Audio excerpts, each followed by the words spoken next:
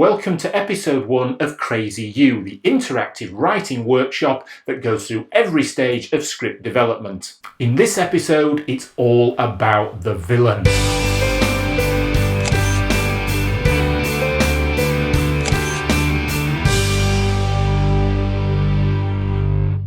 Despite what the experts would have you believe, there are no hard and fast rules.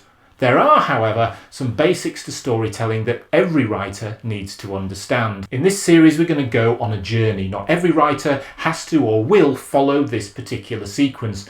It's laid out this way just so you understand the logic. Think of storytelling as a merry-go-round, and however you get on, the ride is effectively the same. For example, there are 3 typical routes into storytelling. 1, the world of the story. There's something about the world of the story that you want to get in and explore. Second are characters. There's something about the hero or the antagonist that makes you want to tell their story. Finally, it's about the story itself. There's something about that story or event that's triggered and fired your imagination. This is the merry-go-round, and the next step is taking these components and interweaving them to create a story that's engaging, captivating, and entertaining. So right off, we're going to create the antagonist. True, it's the hero's journey that the audience will follow, but the hero would be just sat watching television if it hadn't been for the antagonist coming up with their dastardly plan. The reason I'm starting with the antagonist is because usually it's an underdeveloped or cliché antagonist that's at the heart of the failure of most of the screenplays I read. The story arcs for the hero and antagonist are effectively opposite, as you can see in this chart here. The anguish in creating this is very similar and reminiscent to making mixtapes way back in the day. Usually what would happen with a mixtape is you put all your enthusiasm into side A, and when it came to side B, it somehow ran out of steam and got a bit flat. It's the same with focusing on a hero and villain. In reality, the more abominable you make your antagonist, the more the hero needs to be good in order to stop them. If you want to download the free structure chart that accompanies these tutorials, then please visit www.clickimagination.com or follow the link here. Together we will then work up those story components into a cohesive structure, which will include acts, key beats, themes, and sequences. Finally, we're going to take those ingredients and weave them into the tools that we need to sell the story, such as tagline and logline. So the first thing to do is to create the antagonist. So from you guys, I need to know who they are, what they want, what's at stake for them if they fail, why are they doing this now, really all of the things that you can think of to make up the antagonist that we are then going to weave into this story. All you have to do is add your thoughts and suggestions to the comments section below, and also like the ones that you think are worthy of more development. When it comes to adding your suggestions, you can be as crazy and as off the wall and as random as you like. This exercise is all about mind mapping. It's getting the thoughts that are in your head down onto paper.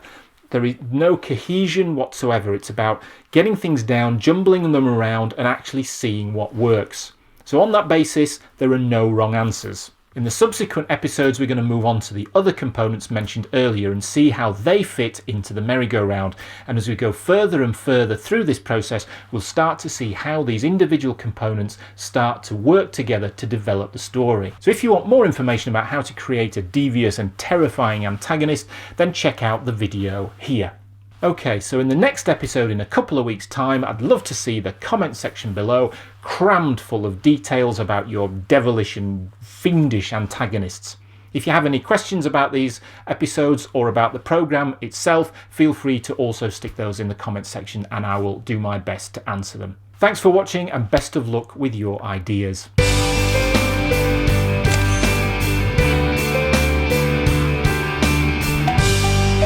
So if you're going to be So the secret to being devious, of course, and being a villain is having a cape.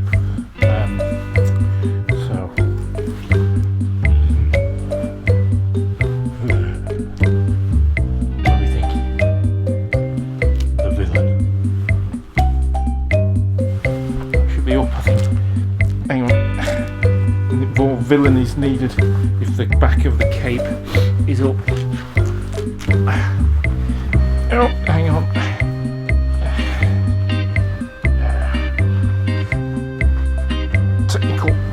problem here.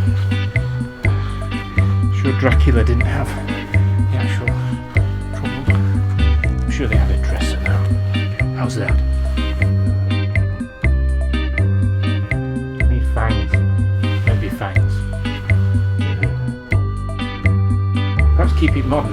Did Dracula have an apple? I don't know. I doubt it. No product placement. Move that away. Side on. Menacing look.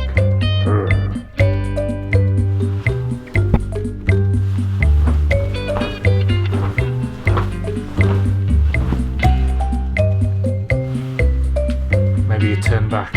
Boy band style.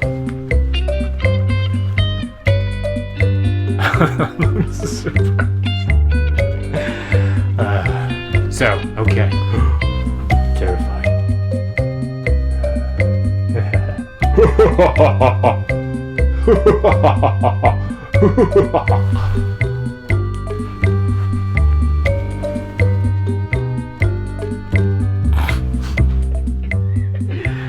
Oh dear God, I'm in trouble. Right, go away and write your villains. I think you're going to be better than this.